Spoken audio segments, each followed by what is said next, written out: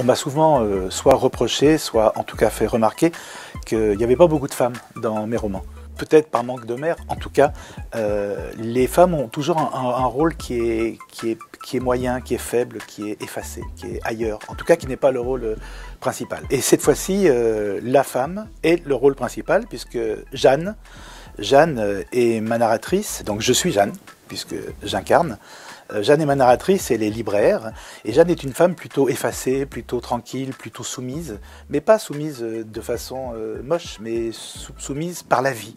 Elle dit bonjour au réverbère tellement elle est polie. Et un jour, Jeanne va être frappée par ce qu'on appelle pudiquement une longue maladie, et cette longue maladie va faire de Jeanne quelqu'un de différent. Ses priorités vont changer brusquement.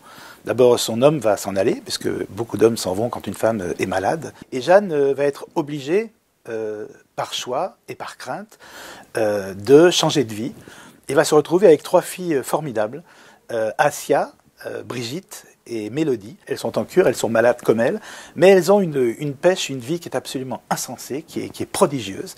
C'est-à-dire qu'elles sont plus vivantes que beaucoup de gens qui ne sont pas malades et qui sont dans les rues tout gris comme ça. Elles sont lumineuses. Jeanne va vivre chez elle, puisque son mari s'en va, donc elle ne veut plus le voir, c'est fini. Donc, et ce gang de femmes, ce groupe de femmes, elle se dit, ces femmes sont autre chose que ce qu'elles sont. Et effectivement, elle a raison. Petit à petit, elle se rendra compte qu'elles sont en train, pour des raisons que je ne dis pas ici, mais en tout cas qui sont absolument nécessaires, elles ont besoin d'argent. Lorsqu'on a un cancer, la banque ne prête plus, il n'y a plus personne autour de vous, vous êtes seul.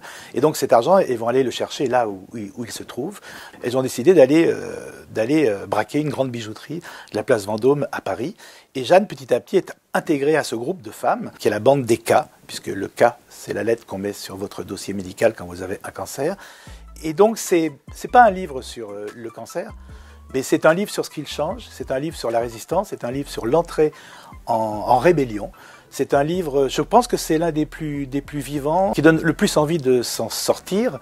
Et si j'ai écrit ce livre, encore une fois, c'est parce que vous doutez bien que on n'écrit pas sur le cancer impunément, et c'est parce que voilà, ma femme a été touchée de plein fouet, puis moi, à 11 jours d'intervalle, elle m'a dit « je suis en guerre ».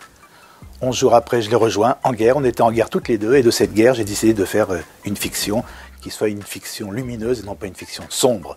Si ça avait été une fiction sombre, ça s'appellerait Au fond du trou, ça s'appelle Une joie féroce, parce que justement, c'est une fiction qui permet de s'en sortir la tête haute, très haute.